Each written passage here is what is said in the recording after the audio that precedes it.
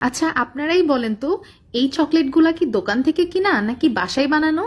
আমি গ্যারান্টি দিয়ে বলতে পারি, প্রথম দেখাতে কেউ বুঝতে পারবে না যে এই চকলেটসগুলা আমি বাসায় বানিয়ে নিয়েছি। আজকের ভিডিওতে চকলেট বানানোর সবচেয়ে সহজ পদ্ধতিটা আপনাদের সঙ্গে শেয়ার করব। তার সাথে থাকবে এই হোমমেড চকলেটসগুলা আপনি মাসের পর মাস কিভাবে সংরক্ষণ করতে পারবেন। তো আর প্যাচাল পারবো না, সরাসরি চলে যাচ্ছি কিচেনে। তার আগে আমার ইউটিউব চ্যানেল এবং ফেসবুক পেজ যারা ফলো অ্যান্ড সাবস্ক্রাইব করেননি, please do follow and subscribe. প্রথমেই আমি পাতিলের মধ্যে 2 কাপ মতো পানি নিয়ে নিয়েছি এবং চুলার জালটা অন করে দিয়ে পাতিল বসিয়ে দিলাম। পানির মধ্যে যখন একটু বুদবুদ ক্রিয়েট হবে তখন বুঝবেন পারফেক্ট।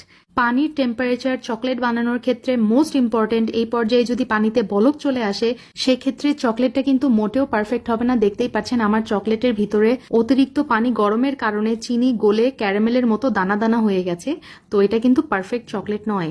আমি চাই আমি যেই ভুলটা করেছি সেই ভুলটা যেন আপনারা না করেন, আমার মতো যেন আপনাদের বাসাতে কোনো কিছুই নষ্ট না হয়। তো পাতিলের মধ্যে পানিটা যখন হালকা কুসুম গরম হয়েছে, একটু বুদবুদ উঠেছে, তখন চুলার জালটা আরো কমে দিয়ে আমি এর উপর একটা স্টিলের বোল বসিয়ে দিয়েছি। এখন নিয়ে নিচ্ছি 4 টেবিল চামচ বাটার। ঠিক আছে, আপনারা চাইলে এখানে বাটারের পরিবর্তে এক্সট্রা ভার্জিন যে কোকোনাট অয়েলটা পাওয়া যায় বাজারে, তো সেটা ব্যবহার করতে পারেন, অথবা এখানে ডালডাও কিন্তু ব্যবহার করা যেতে পারে। পার্সোনালি ডালডা আমার তেমন পছন্দ না, কারণ at the end of the day এটা কিন্তু আমার ফ্যামিলির জন্যই বানাচ্ছি, আমিই খাবো, আমার বাচ্চারাই খাবে। তো মানে ডালডাটা অ্যাভয়েড করাই বেস্ট। আচ্ছা, খেয়াল করেছি নিশ্চয়ই একটা হ্যান্ড উইক্স দিয়ে আমি অনবরত নেড়েচেড়ে বাটারটাকে মেল্ট করে নিয়েছি। এখন ব্যবহার করছি কোকো পাউডার। এখানে ভালো ব্র্যান্ডের কোকো পাউডারটা ইউজ করার চেষ্টা করবেন। আমি হার্শেস কোকোয়া এই ব্র্যান্ডের কোকো পাউডারটা সবসময় ইউজ করে থাকি, আর এটা অনেক ভালো। আচ্ছা, হাতের কাছে যদি এটা না থাকে সেক্ষেত্রে আপনার কাছে যেটা বেস্ট সেটাই আপনি ব্যবহার করতে পারেন। এনিওয়ে, আমি এখানে 2 টেবিল চামচ কোকো পাউডার ব্যবহার করেছি। খুব ভালোভাবে বাটারের সাথে মিক্স করে নিয়েছি। আর তারপরে দিয়ে দিচ্ছি হচ্ছে গুঁড়া দুধ। গুঁড়া দুধ আমি এখানে ব্যবহার করেছি 1.5 টেবিল চামচ, 1 টেবিল চামচ প্লাস হাফ টেবিল চামচ। আবারও সবকিছু একত্রে খুব ভালোভাবে মিক্স করে নিব। আর চুলার জাল যেন সরাসরি পাতিলে না লাগে সেক্ষেত্রে আমি পাতিলের নিচে কিন্তু একটা তাওয়া ব্যবহার করেছি, খেয়াল করেছেন নিশ্চয়ই। এখন লাগছে আমার গুঁড়া চিনি। গুঁড়া চিনি বলতে এই মানে আস্ত চিনি, যেটা করতে হবে ব্লেন্ডারে ব্লেন্ড করে নিলেই গুঁড়া হয়ে যায়। তো গুঁড়া চিনি আমি এখানে ব্যবহার করেছি 1/4 কাপ। যতটুকু আপনি বাটার ব্যবহার করবেন সেম পরিমাণেই আপনাকে গুঁড়া চিনিও ব্যবহার করতে হবে।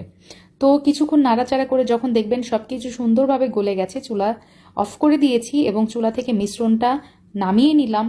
পারফেক্ট, মাশাল্লাহ, আমার চকলেটের মিশ্রণ একদমই রেডি। এখন আমি যেটা করব, এই যে চকলেটের মোল্ড আছে না, এর মধ্যে এখন আমি চকলেটের পাতলা মিশ্রণটা ঢেলে দিব। আর এই চকলেটের মোল্ড আমি কিনেছিলাম হচ্ছে গুলশান ডিসিসি মার্কেট থেকে। এটা আপনারা অ্যাভেলেবল পেয়ে যাবেন ওখানে। আর যেই দোকানগুলোতে কেক তৈরির আইটেমসগুলো বিক্রি হয় না সেখানে খোঁজ করলেই পাবেন।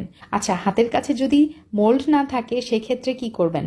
সেক্ষেত্রে যেটা করতে পারেন, ছোট ছোট বাটি আছে না, যে কোনো বাটিতেই কিন্তু এই চকলেট জমিয়ে ফেলা যায়, সমস্যা নাই। অথবা ফ্রিজে যে বরফ জমানো ট্রে আছে না, সেখানেও কিন্তু এই চকলেটগুলা ইজিলি আপনারা জমায় ফেলতে পারবেন। তো সুন্দর মতো আমি সব মিশ্রণ ঢেলে দিলাম চকলেটের মোল্ডের মধ্যে। এখন আমি যেটা করব, এটা নর্মাল ফ্রিজে রেখে দিব একদম ঘড়ি ধরে 2 ঘন্টা। তো 2 ঘন্টা পর আপনাদেরকে দেখিয়ে দিচ্ছি। আলহামদুলিল্লাহ, আমাদের চকলেটগুলা কিন্তু খুব সুন্দরভাবে জমে গেছে, আর দেখতেই পাচ্ছেন কত ইজিলি এটা মোল্ড আউট করা যাচ্ছে। আলহামদুলিল্লাহ। আর সবচেয়ে যেটা মজা লেগেছে, এক একটা এক ডিজাইন, তো দেখতে যেমন সুন্দর লাগছে আর খেতেও কিন্তু হয়েছিল মাশাল্লাহ।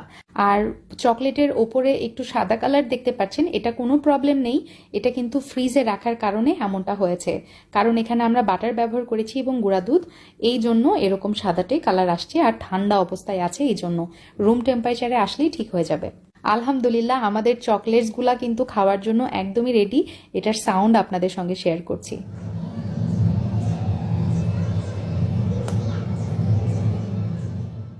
চকলেট কেক বানানো থেকে শুরু করে চকলেট কেক ডেকোরেশন, আপনারা সব কিছুতে এই চকলেটটা ব্যবহার করতে পারেন। অথবা কতদিন আগে আপনাদের সঙ্গে শেয়ার করেছিলাম চকোবার আইসক্রিম রেসিপি, এই রেসিপিতেও কিন্তু আমার বানানো হোমমেড এই চকলেটটা আপনারা ব্যবহার করতে পারেন। আচ্ছা, এখন আপনাদের সঙ্গে শেয়ার করব এই চকলেটটা কিভাবে দীর্ঘদিন পর্যন্ত ভালো থাকবে। তো এই যে দেখতে পাচ্ছেন আমি একটা বক্সে করে চকলেটটা রেখে দিচ্ছি। সবচেয়ে ভালো হয় এয়ারটাইট বক্সে রাখা। নর্মাল ফ্রিজে রাখলে এই চকলেটসগুলা ভালো থাকবে 15 থেকে 20 দিনের মতো। আর যদি ডিপ ফ্রিজে রাখেন ইনশাল্লাহ 5 থেকে 6 মাস ইজিলি ভালো থাকবে। তো if you like my today's recipe then please give me a thumbs up. ইনশাল্লাহ আবার দেখা হবে। আসসালামু আলাইকুম।